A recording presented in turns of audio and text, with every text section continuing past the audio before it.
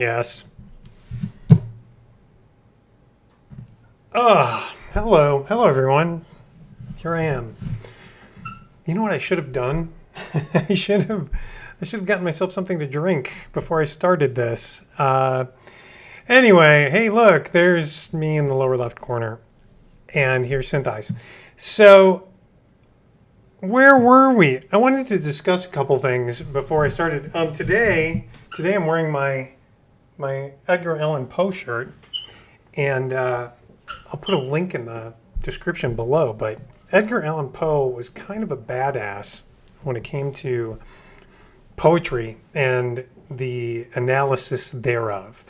And I mean, like from a literary standpoint, the guy is, let's just say he's a smart guy. All right, enough of that. Where were we yesterday? We were dealing with the head track. Let's go to the shot and let's just open it up from where we left off and see where we were. Oh, there we go. I have done a couple of, I didn't really do much after we left off yesterday. I moved the head up. I moved my head to a more central location. And here's a hierarchy view. I'm going to move that off screen. And let's go into full screen mode. So there's that beeping noise. I gotta get rid of that. I have to stop that. One thing before I begin. I look forward to being able to go back to the earliest days of doing these live streams and just going, oh my God, I can't believe how bad this is. Beep. Anyway, there we go. So here we are. Here's our track. Now, I wanted to show you a couple things first. So let's go to the 3D room. And let's unhide. I've got a couple things hidden here. Let's unhide the mesh. And let's just do a little like on and off so that we can compare and see how close we are. It's pretty close. I mean, I feel like I could tighten this up more. Add some more trackers, possibly. Here's the other thing I was going to test. I have some, let's go back to the trackers room and let's go into camera and graphs because I think I have a tracker here that I made and it's entirely possible that it wasn't garbage day in between. So I'm going to go to that, back to our camera and perspective view.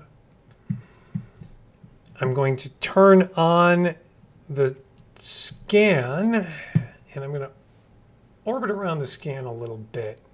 And I'm going to see if by adding a tracker or placing this tracker onto this might help fix up our alignment a little better. Only because I noticed that it doesn't totally line up on screen left. So that's the first thing I'm going to do. So let's go place. We have that tracker selected and let's go place. And I'm going to place it right about here, which is kind of where it is. This is a perfect example of why if we go to settings and if we type XS, like X's, and search, and we turn draw trackers off, draw trackers as X's off,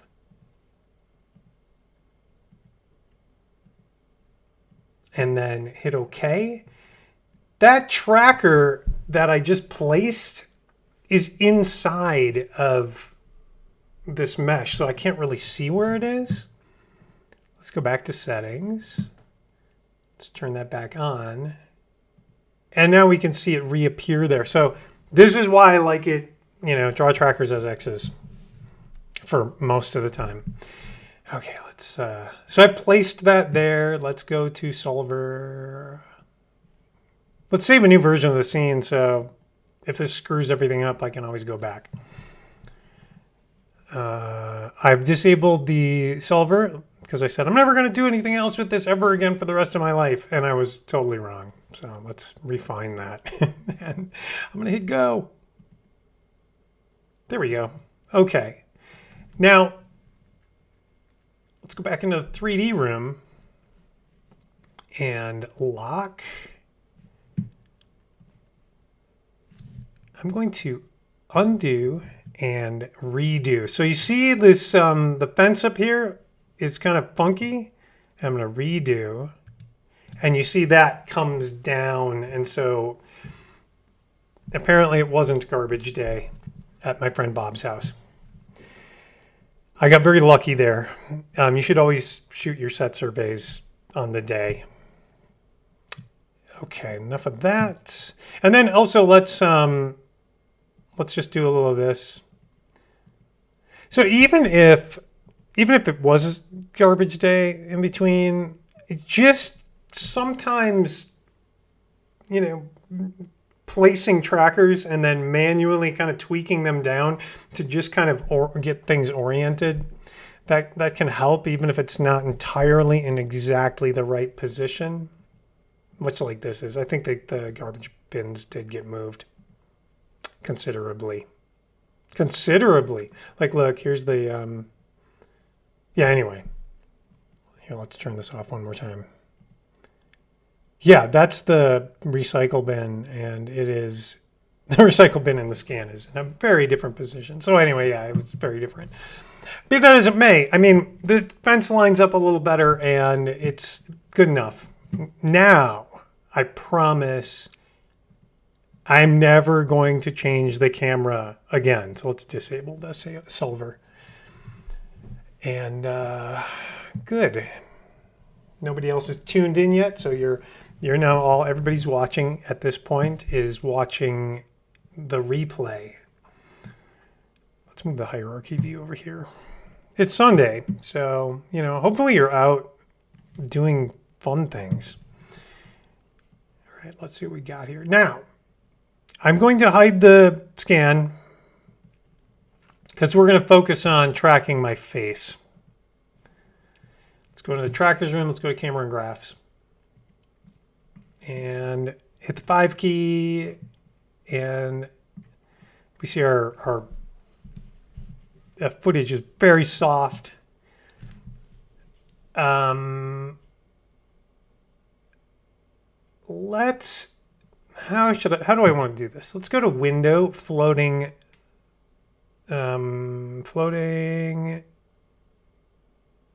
perspective. I actually totally drew a blank on what I was doing there. I was like, what am I doing? All right, let's pan over a bit and let's dolly in. Boy, I'm glad that, like, that was a bug that really annoyed me when the dolly did not work. Okay, so I brought this up for the specific reason of, I'm going to shrink this a little bit. Oh, come on now. There we go. I brought this up for the specific reason of I want to be able to look at the perspective view and I want to be able to look at the footage at the same time so that I can identify here. Let's select my head so it's orbiting around the head in the center.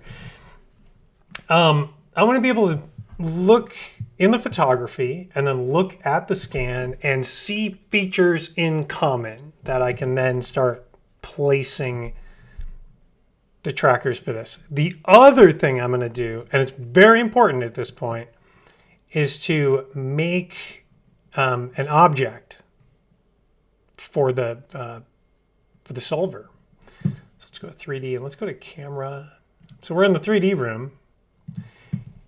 And let's do quad perspective for this. Move that over there. I'm just going to make an object. Now, there's a couple of ways we can do this. I already, we played around a little bit in the GOH track room. And you saw, like, if I bring up the GOH toolbar, bring that down a little, GOH create, and if I shift click right on my head, I have the meshes selected as solid meshes. So let's turn that off. Just make it a wireframe. And let's zoom in there so we can really see. So I'm going to shift click, and then, I'm creating an object right in the middle of my head. And if I go back to that 3D view, this is a nice thing about the GOH create. When you want to create an object, you can create it immediately this way. And if you look in the hierarchy view, you see that the head is already parented to that object, which is red for some reason, which that's a terrible color for this. Let's make that, I don't know, blue, light blue, some light blue color. I don't have to use that. I can use this and be, but sometimes the crayons bring me back to my childhood, and there you go. Okay. So that's one way you can just create an object, have the parenting already taken care of, and have everything just be right. Now, moving on to the solver. It's in GOH track solver mode. We don't want that. We want it to be automatic, because it's just a regular old object track that we're going to do. We're not doing any GOH solving. I'm just using the GOH tools to quickly create an object. I'm going to move the hierarchy view out of there. Let's turn off the GOH track tools here. Let's turn off pinning, that menu. This is the floating menu, by the way, so don't be confused. Normally I would have that on another monitor. Let's go move that out of the way for a second and then turn solid meshes back on. Thank you. Let's go back into the trackers room and let's bring our perspective window back. So I'm going to do some 2D tracking, and it's going to be a bit boring. Oh, right. Beep. I forgot to put this in the beginning of every... Oh, hi. Oh, hey, Nikki's. Nikki's, or Nikki S. Happy Sunday. Happy Sunday to you, too. Okay. What was I just about to say? Oh, yeah. If you're watching this as a replay of an earlier live stream, I suggest setting your speed to like 1.5, because these get long, and when you see something like, oh wait, back it up a little bit, set it to normal, set it to 1.25, but at least 1.5, maybe 2, I don't know. Okay, that's it for that. Let's go back to this view. Beep. Oh no, I don't want me in the lower left corner. Let's go full screen. I have to turn that beeping off. It's driving me crazy. So until I start recording, that beeping doesn't exist. But once I start recording, the beeping happens. It might be an OBS setting. I don't know. If anybody has any ideas, let me know. So yes, this is part 2. And I'll let you go back to the video and rewatch the very, very beginning for the couple of tweaks that I made to the scene before this point. So let's start tracking. I'm going to hold down the C key. Now, I'm going to track, things that tend to be rigid on your face are parts of your skull, your jaw, like where your mouth is opening, your chin. That is not rigid because, it's your jaw. So, you chew with that and you talk. So your jaw can open and close. So typically don't track things on your jaw, but I'm going to track the corner of my eye right there. This tracker is gigantic. It's too big. We don't need a tracker that's enormous like that. Now, if you start tracking something that approaches camera, it's going to be like a big fuzzy blob like this. So maybe don't start tracking on frame 1 or 1001. So I'm going to undo the creation of that tracker. And I'm going to go later in the shot to something like here, where I have this great expression on my face. Look, I was being chased by the spirit of some person that really hates me. Okay. So what I'm going to do now is I'm going to track backward and forward. I tend to start, when I do this, I tend to start on like, actually, never mind. I was going to say something secret. Wasn't really that secret. I was going to basically say I like starting on like even numbers, but when you start a tracker at frame 1001, that's very much not an even number. I'll be here all week. Okay, let's track backward. I'm going to set the key now and key smooth to 4 and 4 on this one, because this is going to be a little dicey. And let's see how.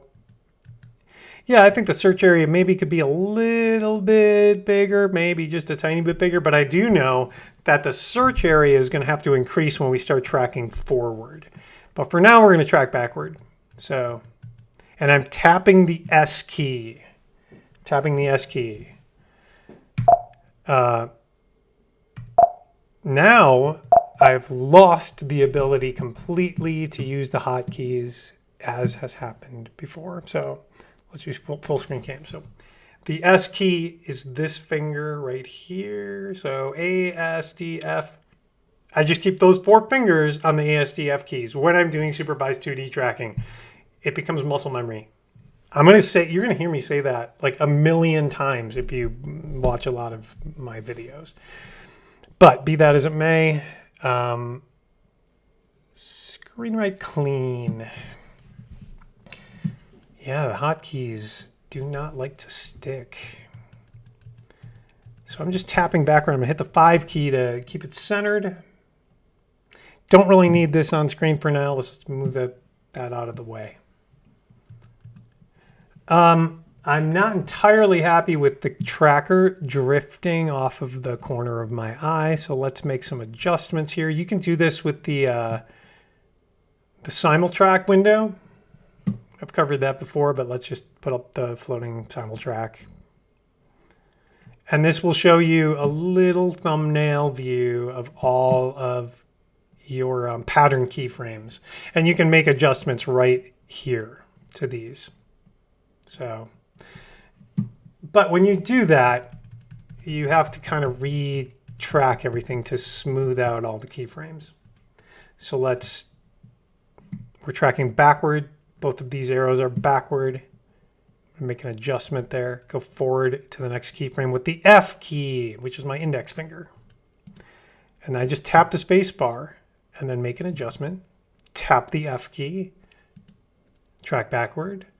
Make an adjustment, tap the F key, track backward. So I'm going to keep doing that. I'm just going to keep going to the previous keyframe, which in this case is the next keyframe because we're tracking backward in time. All right, there we go. So you might say, wow, this is really slow. Well, part of the reason it's slow is because I'm sitting here talking. I can burn through these. Like I can do these really fast. I'm going to make my pattern size a bit smaller at this point. I can also probably shrink my search area. But when you get good at this, this happens so fast.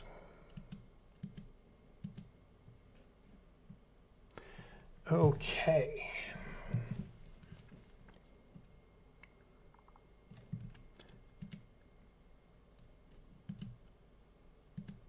So it looks like you, Nikki, are getting a private lesson because nobody else is online right now. I congratulate you all on honoring the weekend and having a fun time instead of engaging in this kind of thing. As I said yesterday, my wife's not here this weekend, so I get to kind of do whatever I like. We're tracking backward. We're about halfway through at this point. Here's where we can really see that the compression artifacting around my ear and head really, as much as this camera looks great, it looks great to the human eye, but once you start doing massive color corrections, you end up with some issues. Okay, there we go. Make another little adjustment. Another little adjustment. I'm going to shut up now so that I can get through this a little faster.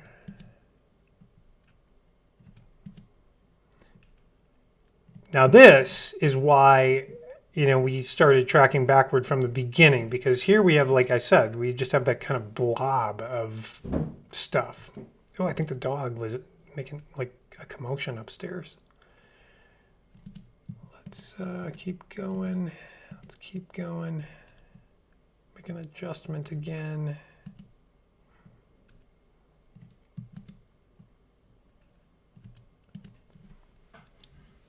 I've also said this many times before.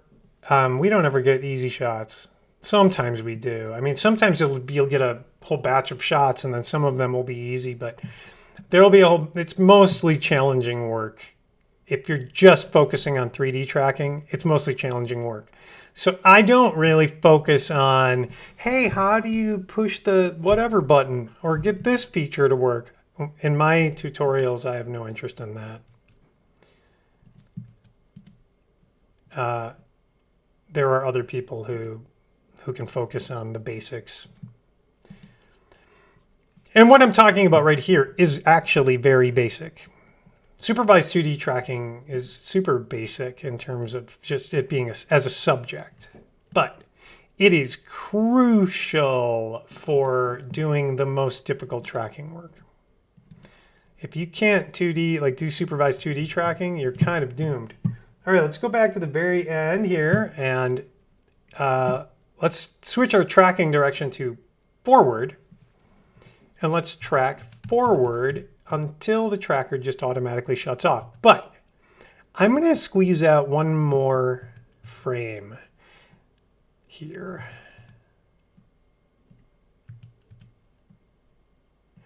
And I am tapping the S and I'm tapping the S and D keys to check between here and here, because I do want the pattern to generally be good. I mean, your 2D trackers have to be good. But because I turned it on manually, I have to turn it off manually. So that's that button right there.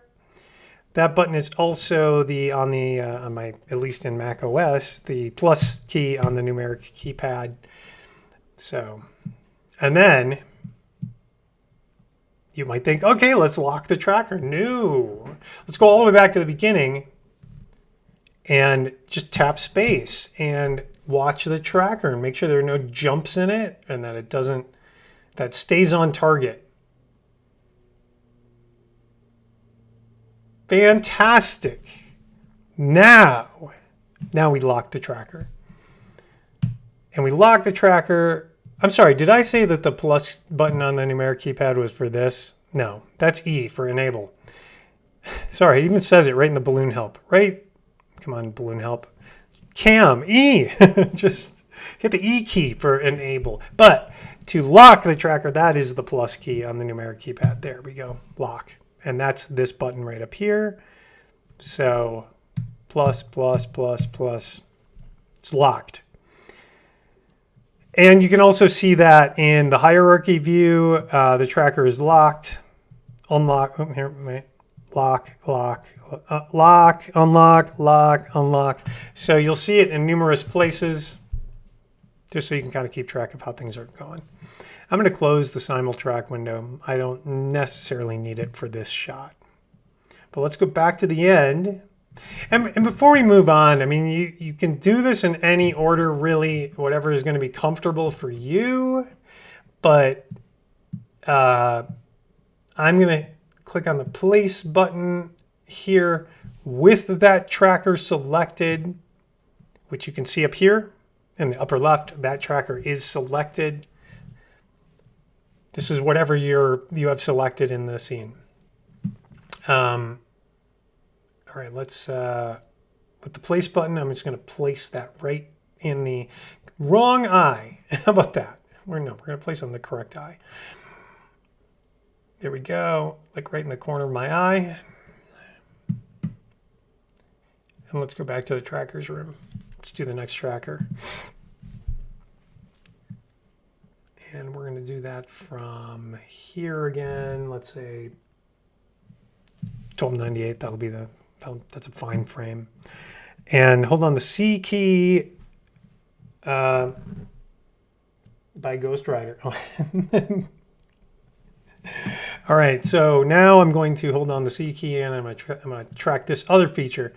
I want to point out, so on that Netflix movie, The Curse of Bridge Hollow, which I do recommend. I mean, it gets like 4 out of 5 stars on Rotten Tomatoes, I think.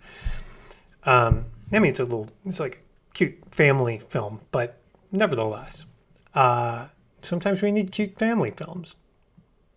Sometimes we need cute family Halloween films. It's not really Halloween season, but that's going to be coming up. So, maybe keep that on your list. All right, here we go. Let's track backward again. Here's the backward button. You always should check and make sure that this playback direction down here matches the tracker direction.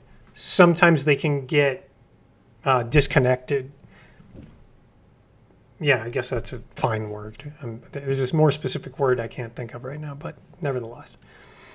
I'm going to tap the space bar. Tap the space bar again, and let's make an adjustment. Look, compression artifact right there. You just see it. Okay. When you record with this camera, you can record in a higher quality. You can't really record in like Sony RAW or whatever that is. Like, Venice has a RAW camera mode, but with this camera, I don't know what the RAW shooting mode is, if there even is one, but I know that you can record in a higher quality file format that probably doesn't have as many compression artifacts. But all of this comes out of the camera as H.265. So I've already goofed up a little bit here. I'm keeping my eye also on my little tick marks at the bottom. Let me just shift right click on key now to blow away the tracking that I was doing while I was rambling. Space. Let's make an adjustment. Space. Adjustment. Space. Tweak. So you saw me using the A and F keys, and then I would like track and then smooth things out and track and smooth things out. You can do it this way too. You can just track, make an adjustment, track, make an adjustment, just tweaks of like, sometimes sub-pixel tweaks. And then when we're done, if I play through the whole thing, like if I go back all the way to here and track backward, it'll smooth out everything. Now look what I did here. This was another goof up. And it's because, why is it because? It's because I'm sitting here jibber jabbering. So I made an adjustment, and then this, so let's undo all that tracking. And I'm just gonna blaze through this, so bear with me.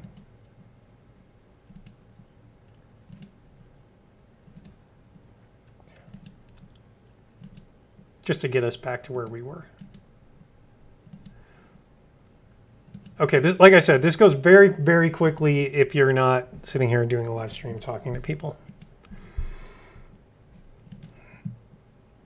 All right, and let's keep going. I hope, Nikki, that you are listening to some cool music. Because I would be listening to music right now if I was tracking. But I can't do that due to YouTube copyright strikes and all that hoo-ha. All right, let's see here. Oh, look at that. There was a big giant jump there. So I'm going to go back to the previous keyframe using the F key and then shift right click key now. I'm going to make sure I'm on a keyframe. I'm going to make some adjustments to my pattern, and I'm going to shrink the search area a tiny bit just to kind of get a better handle on things. So here's what is happening here. As I'm walking through these lights, the light in the trees, all the shadows is causing flickering, and there's a tracker setting for that. So you go track and then lighting invariant. And so what this will try to do is internally ignore the lighting changes, but sometimes they're just too great, and sometimes, you know, things just kind of go out of control. So then in those cases, you just have to track frame by frame by frame to get through those areas. But again, this goes really fast. Wow, that camera, this has so much compression artifacting. Look at that. This is a big seam.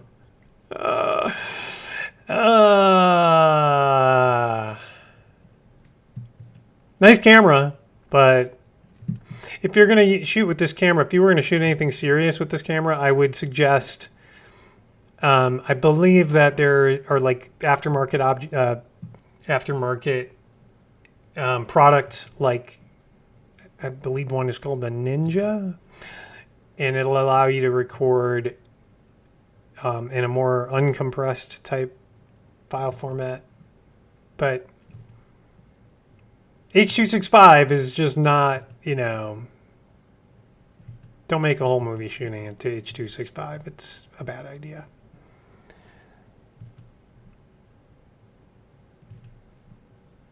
Wow, this is really... So you saw how fast we got through the other eye? This eye is just... That side of my face is getting hit with a lot of light changes. It's because the other side of my face is basically self-shadowed.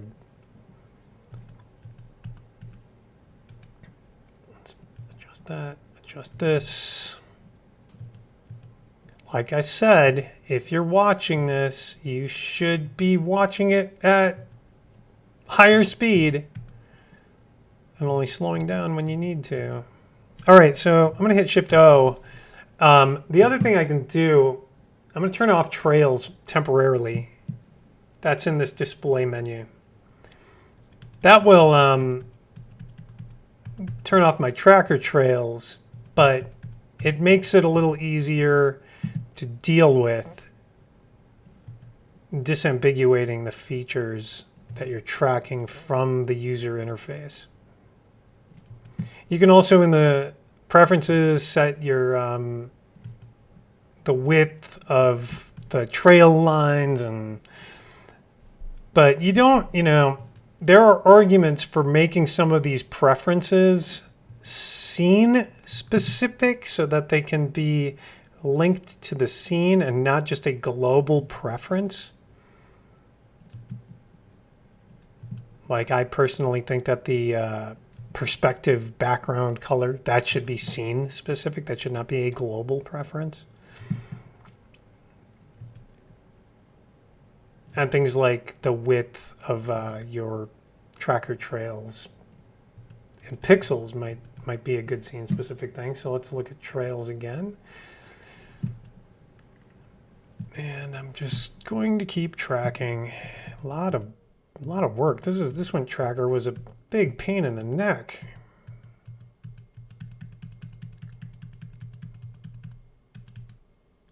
Okay, so here, let's smooth that out a little bit. There we go. And here's where having the tracker trails on is actually good, because now you can kind of tweak the tracker trail to smooth it out manually as you go along. But wouldn't it be great if just AI could just do this for us? Hey, guess what? Wouldn't it be great if AI could just have the studio heads just type a prompt into a text thing and generate the whole movie? And congratulations, you're out of a job. You know, automation is neat and there are places for it, but not always. So, all right, let's keep going. I think the native ISO for the A7 S3 is 640 ISO. No, that may be the default. The ISO for this, I know, was actually adjusted. I remember Bob mentioning that he was going to turn up the ISO a bit. Not terribly much, but I I think we were somewhere around 1200, I think. But the beautiful thing about these cameras is like my Blackmagic Pocket Cinema camera, for example, something I would not want to shoot a movie on just because of the form factor. But now they've got the, like the, what is it, the Pixis? Or if I don't know that I'll ever buy a camera body ever again, though, after looking at the quality of the Apple log output of the iPhone 15. Be that as it may, so Blackmagic has their new camera, and that seems like it'd be a much better form factor for shooting a movie. What was I talking about? We were talking about ISOs. So, right, the ISO of the Blackmagic Pocket Cinema camera, I can jack that so far up, and the noise is so not unaffected, but boy, it's just really good. Cameras have just gotten so good. It's like this Tamron lens. Like, this is a cheap lens. And it is so flat. Like, it has so little lens distortion. It's just shocking. So technology is just racing ahead. And that's great. Hey, and by the way, I'm not like completely dissing or bagging on AI, because first of all, there's no I in AI. There's no intelligence. These are just machine learning models that are, you know, you feed it a bunch of source data and then it statistically calculates like what would be the most likely outcome, generally speaking. I'm not hugely antagonistic against the idea of machine learning. I just edited something in DaVinci Resolve, and the whole like, do my sound mix for me, click, and it really was like, wow, that really made the sound mix. It's going to make doing the sound mix so much easier because everything is put in a place that is roughly correct. And now I just have to do tweaks. That was impressive. But do my whole sound mix for me. And then that's it. Here's my other prediction. And I've said this to many, many people now. And forgive me if you've heard me say it before. But I predict that in the not too distant future, you're going to start seeing... I've switched the tracker direction to forward at this point. And so now I'm just going to play forward and just see how the tracker looks. And I'm going to look at it instead of talking. Oh, yeah, that's okay. Well, I'm not sure how much I'm... So you see it jump off here. I think what has happened in my track, and I'll show you in a second. Let me just track forward. Good. Let's just keep going to the end, and then I'll repeat, or then I'll finish my thought. Click to make a keyframe, and then click to turn it back on and drop it back into position. That's pretty good. And then E for enable, turn off the tracker, and then plus for lock. All right, where was I? I was talking about AI stuff still. I think I'm still jibber jabbering about that. But the one thing I noticed, I think that the tracker from here, it starts to drift. It starts to drift over a little bit. It gets a little unstable in here. So I'm going to unlock the tracker. I'm going to switch its direction back to backward. And I'm just going to make, and in this section, I'm making a keyframe on every frame. So it's not entirely crazy for this to be a little funky. Let's smooth that out a little bit. Having the tracker trails on is nice at this point because you can see, you start smoothing the tracker out. But a feature that would be nice in Synthesize is like 3D Studio Max. If we go into, like, let's quickly do a floating graph editor. And then we look at, I don't want the velocity. I don't care about the velocity. And I don't care about the figure of merit. I only care about the U position and V position. And I'm going to turn off color here. So it would be nice if I could select a few of these points and then have a, let's see here, screen, right, me, lower left. So it'd be nice if there was a, in that graph editor, let's bring the graph editor back up. Sorry. It'd be nice if you could select those points and then have a soft selection where it fell off. So I could start dragging those around and it would, you know, what is it called in Blender? No, I forget. I forget a lot these days. Anyway, it's just like a soft selection in 3D Studio Max so that I could drag that and it would move everything with a fall off so that I could make global type adjustments to move things back into place.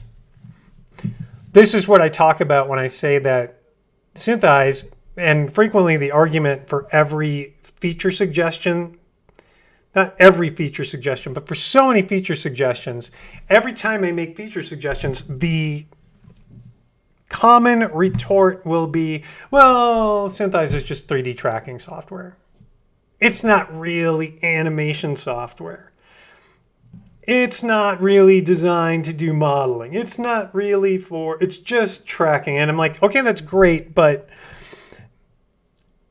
it's not enough in this day and age. And hopefully now that it is at Boris Effects, that some programming resources can be put on making it more robust in terms of animation, modeling, that sort of thing. Hard enough, I've rambled. I do a lot of that. Anyway, because like, you know, if your tracker drifts out of position toward the end, you could, you know, use a soft selection on the graph to kind of gently push it back into place. Okay, enough of that. Enough of me jibber jabbering. So that's good. We like that. Shift O, let's bring back our other tracker. And let's put our, let's just do this time, we'll do it with the perspective, floating perspective view.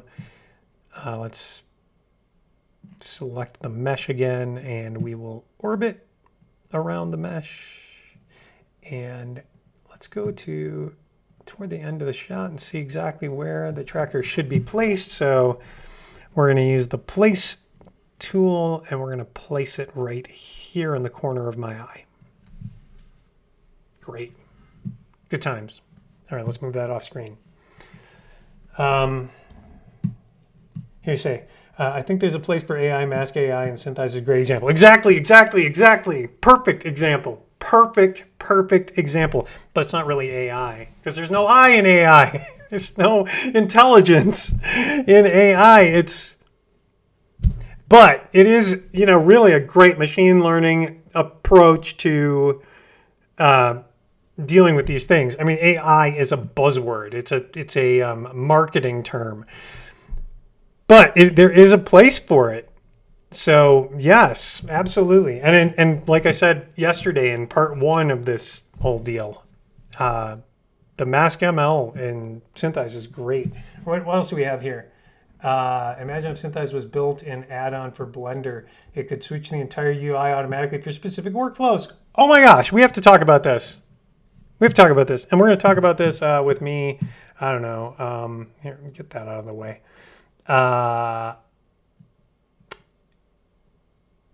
There.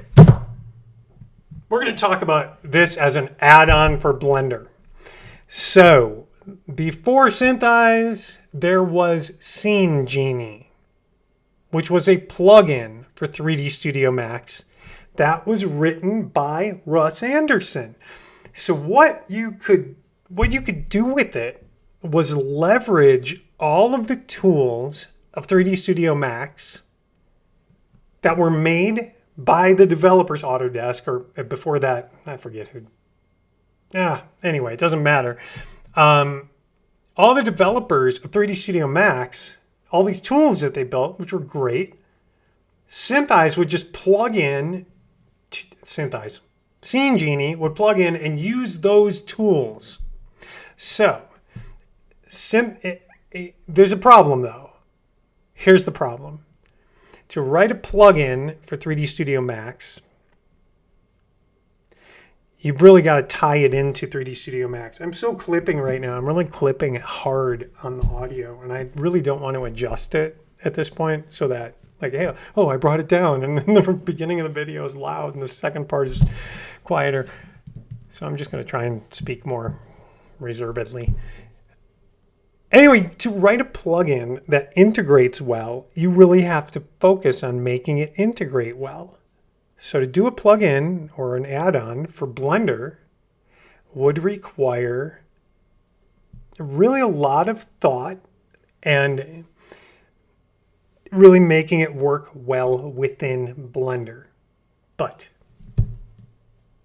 Maya guy comes along, says, hey, it'd be great if we had this for Maya. The amount of effort necessary to port that plugin, I remind you, to Maya or to Houdini or to Cinema 4D, if that's your thing, or whatever. That's hard. So, yes, I agree with you. It would be really brilliant because then I could use the graph editor tools that are more mature and robust in Blender than they are in Synthesize.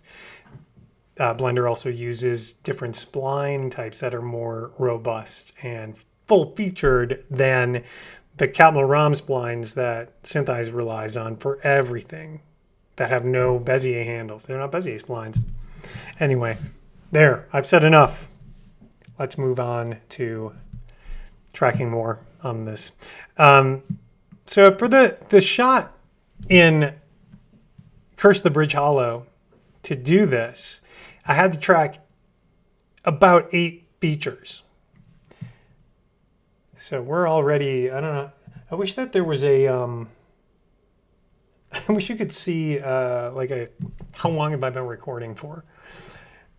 But there is no feedback from YouTube Studio. Look, I am just a bevy of complaints about software. That's it. I'm just a machine to generate suggestions for how to make your software better. All right, let's do our next feature. So, tip of my nose, that's obvious. We got to do that one. Very important. Let's do that again from the end of the shot. So we'll do it from, here. That's fine. See, and I'm going to click on the tip of my nose. Track backward, tracking backward. All of this is good. Search area is not big enough, I don't think. No, it's just that I'm going through a huge lighting change, and it's a big change from here to here. So first bit of manual keyframing. It's really important. This is important in roadimation. So this isn't even Scene Genie. My brain. This isn't Synthesize specific. Being able to go back and forth like this to check. This is no different than back in the days of Disney, cell animation of being able to, sketch out your line art and then lift up the page and drop it and lift up the page, drop, and then compare how's the animation coming along? Am I on target? And that's what we're doing here. We're hand animating a 2D tracker. I do a lot of this. Like I said, you get very good at it if you do a lot of it. More excellent compression artifacts. That's awesome. And that's the thing people don't see when, they look at the footage and they're like, that looks great. But when you're a visual effects artist and you start really scrutinizing, it's terrible. All right. There, I just said a bunch of stuff here. Imagine if Synthesize was built and add-on for Blender. The audio sounds good. Yeah, I'm just looking at the levels going out, and so it's clipping. It's just going right off the top, and it might sound fine, but it just, the sound engineer part of me is angry. More compression artifacting. That's so good. I'm just going to keep complaining about this camera. Because I complain about everything. I'm just a big complainer. I'm really not, but I have to have things to complain about. I guess. I'm just built that way. Oof. Let's move the perspective window out of the way. I'm off target here massively. I love the compression artifact around my screen right eye there. That's really good. Let's bring that down. There we go. So you're tracking through, shadow changes. This is all very instructive, not just for like how do we make a head track, but how do you track? And easy shots, like I said, easy shots are great, but when you get shots that are more difficult, there's no way to get around the difficult work. Unless you're an AI. And by the way, I'm speaking of AI, I'm rereading the book of Neuromancer right now. And you wouldn't have so many things if it wasn't for that book. We, when I say you, I mean the indeterminate global you. Like one. No one. Everyone would not have what we have today if it wasn't for that book.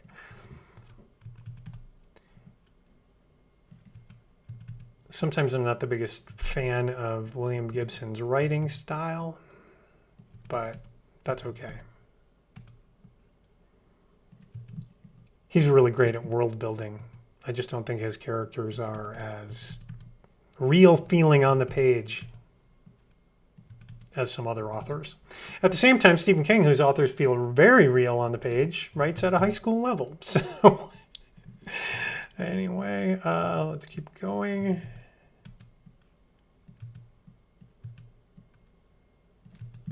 But his books are entertaining, I guess. Look, all I'm saying is everybody likes different kinds of art. All right? That's it. That's all I'm saying, right? But let's not make more of this than I've made out of it. Okay, I'm still tracking. Like, if we look, as I'm making these tweaks, look at how many keyframes I've created. I have created a keyframe on nearly every single frame of this track. And this would be going a lot faster if I wasn't talking to you.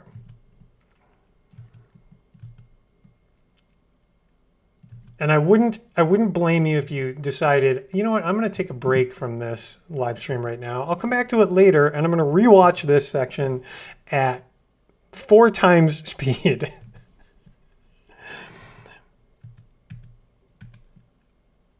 All right, what else do we have here? Does anybody have any questions while I'm doing this, by the way?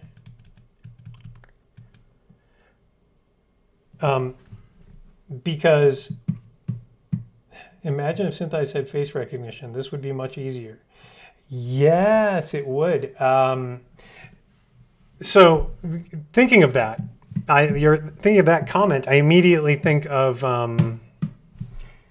the face tracker for face refinement in DaVinci Resolve.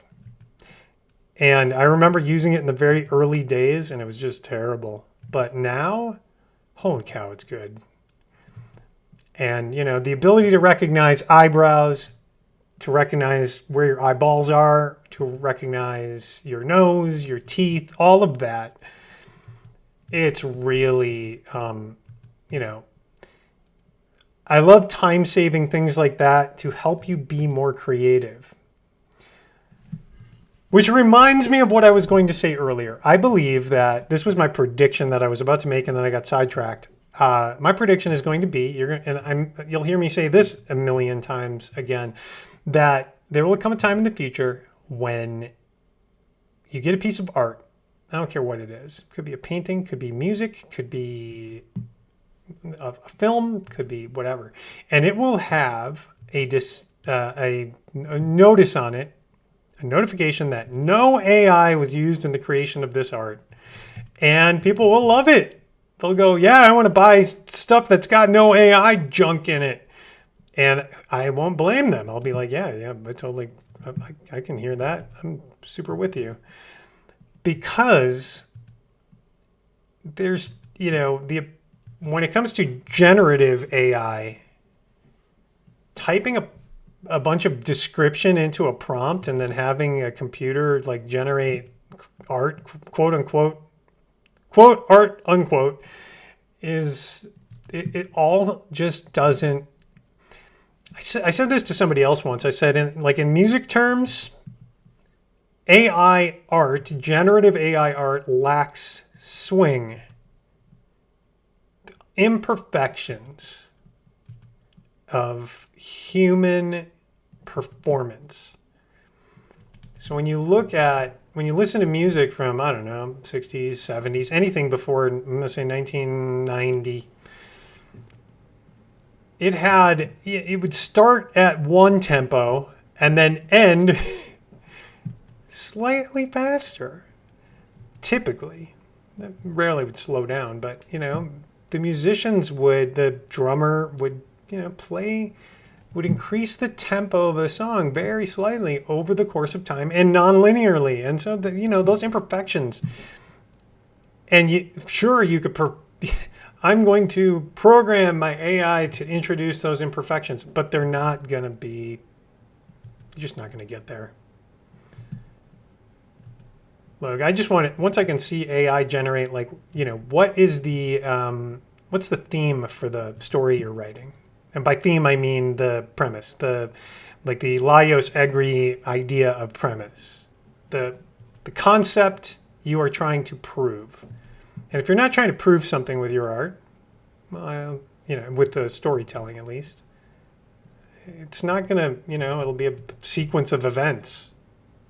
It's not going to be that meaningful to a human. And a computer can never, I don't care what kind of model you're basing it on, is never going to be able to feel anything. It can't. It's impossible. It's about emotion. Ray Bradbury talks about this a lot in his book Zen and the Art of Writing. Talks about, don't think, when you're writing, you can't be thinking, you have to be feeling. The emotion is what it's about. And if an AI algorithm cannot feel anything, then how can it emote? How can it put the emotion? It just doesn't work. There's no way to do that unless you get AI that actually can feel, which is kind of the subject of the book Neuromancer. It all comes around. And the AI in Neuromancer, which does become self-aware, is problematic, but it's fiction. And it asks great questions like that. So anyway, if you haven't read the book Neuromancer, it like I said, it's seminal. It can't, you wouldn't have the movie The Matrix. I think William Gibson actually coined the term The Matrix. And so when our hero of that book, Case, enters the Matrix, which is this digital simulacrum of experience, that's, the movie The Matrix wouldn't exist. I don't think. These are all my opinions. The most I can do right here is pontificate whilst I track. What else? What other comments do we have here? Let me move this over. Facebook, Raw Talk. I love commenters and notes. Raw Talk Live. Message retracted. Oh, now I'm so curious. What was the message that was retracted? It's nice to know that you can retract messages. That's actually a good thing. I don't think we should have permanent records of everything that we ever put on the internet. I think we've all said things that probably would be best unsaid. At least I speak for myself. All right, let's keep going. Wow, this tracker is taking a long time. Now, when we were shooting this, I looked at the alleyway and I saw all of the the modeled light, and I said, oh, this will be good, Bob. This will be good because we're going to be able to show people like just how hard this is. And these types of shots happen all the time in movies. Difficult shots. So Synthesize is just tracking away here, doing a great job. I think we're kind of a little off target. I'm going to tweak that down a little bit and go forward a frame and tweak that. Tweak that. All right, good. Here's where it goes into shadow again. So many compression artifacts. Oh my gosh, insane compression artifacts.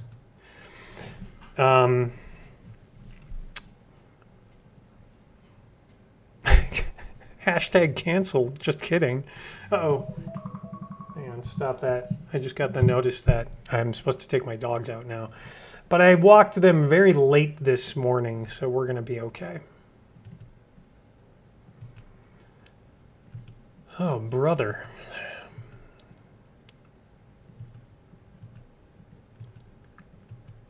All right, so we're almost to the end of this tracker. Now, what I'm going to probably do here, because I'm now realizing, God, this has really got to be boring, and there's only so much I can bore people with all of my opinionated commentary, that I may just, once we finish this one tracker, we'll pin it, we'll place it on the mesh.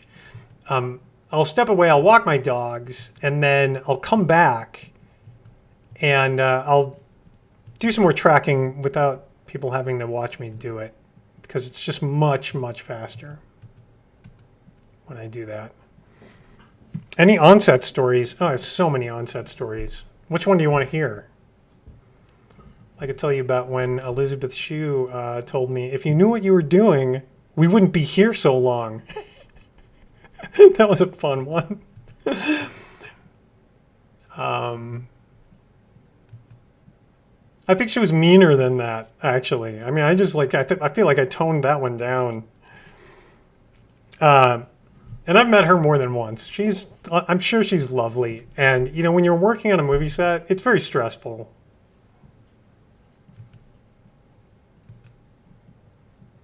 I met her once. So I worked with her on a film called Waking Madison, which we shot in New Orleans. And then I met her again in the hallway, I think, of her house, of her, like, in Venice. And she was married to Davis Guggenheim, who directed Al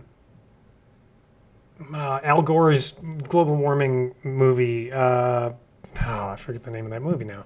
I forget everything now.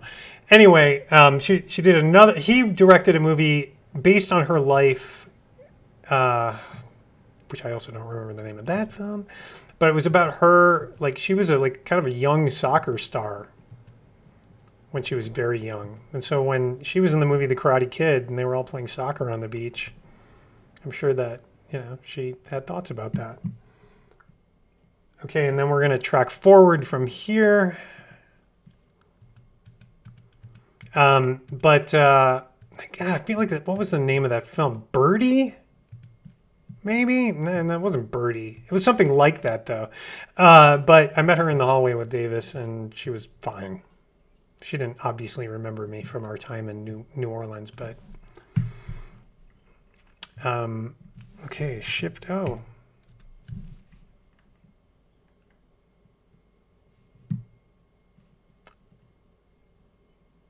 How come I don't see the other trackers? Oh, because they're hidden. Somehow I hid them. That's another option. You don't need to hit Shift O. You can just hide the trackers. All right, let's pin this to my nose. I could tell you the story about getting yelled at by Jake Gyllenhaal. That was another fun one. That was entirely my fault. I mean, I knew what I was doing on the Waking Madison movie, but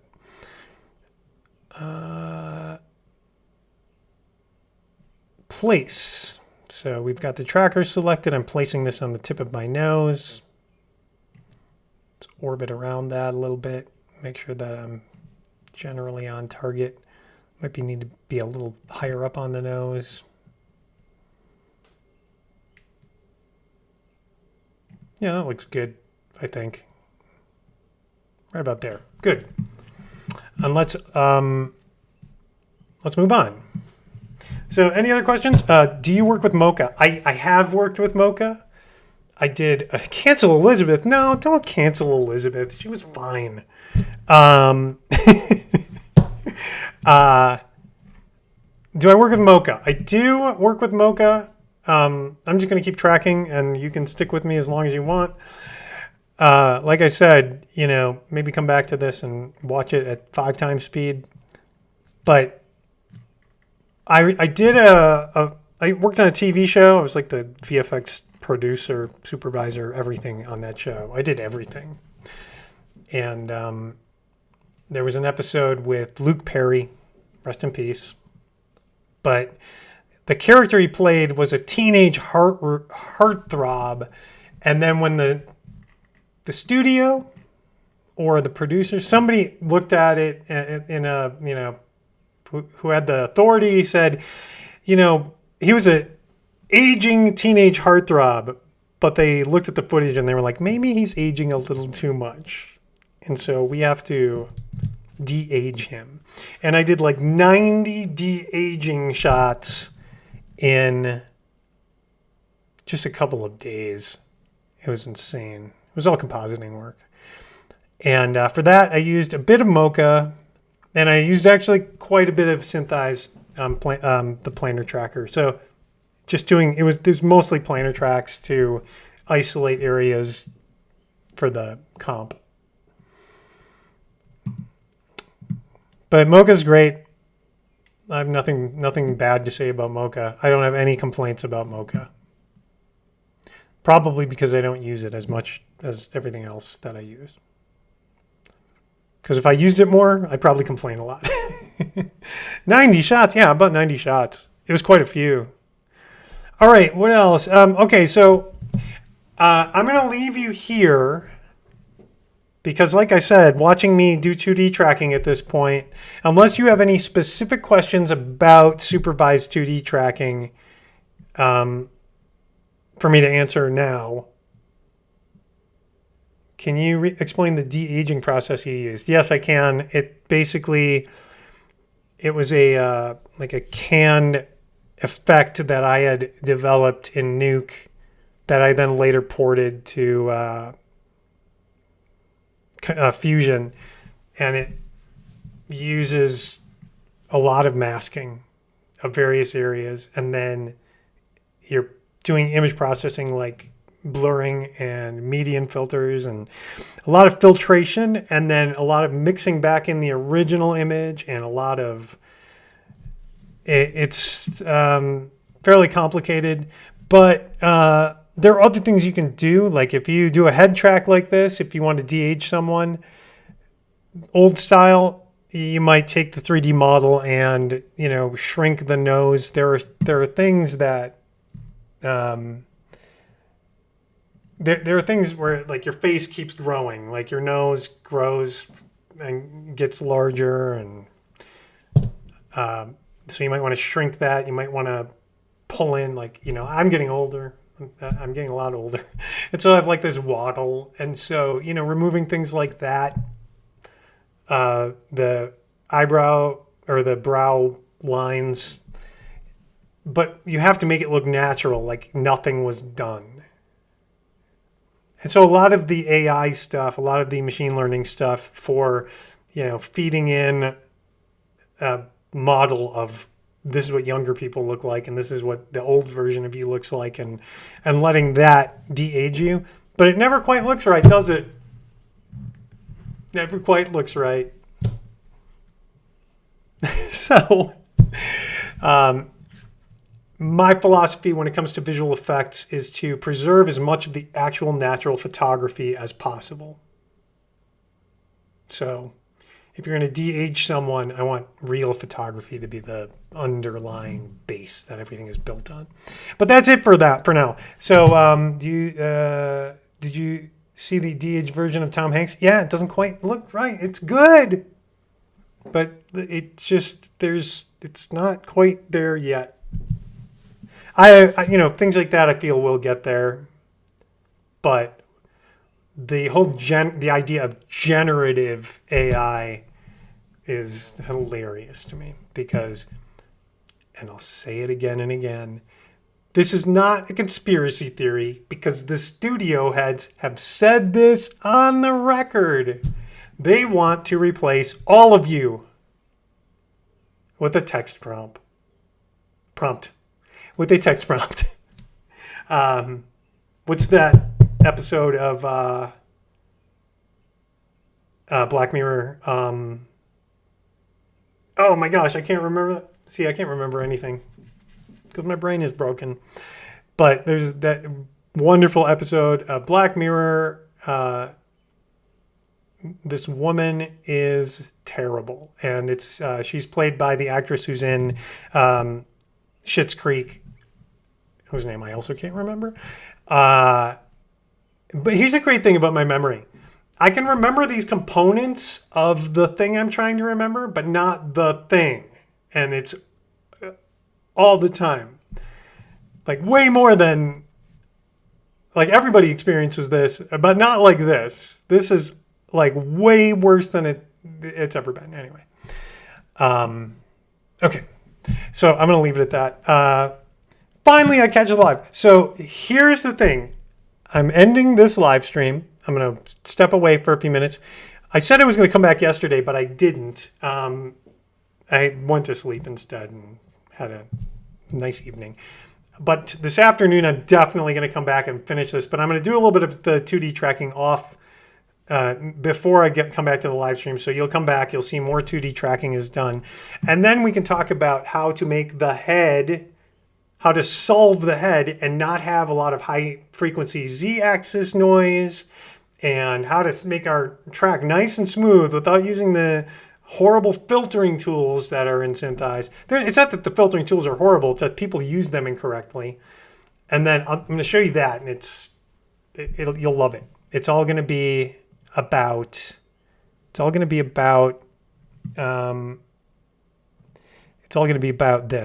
to be about the axis locks. So we're going to get in there. We're going to use the axis locks. We're going to make some great tracking, and then we'll talk in, I don't know, maybe an hour.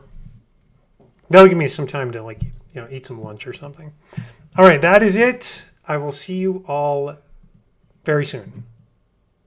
So I'm stopping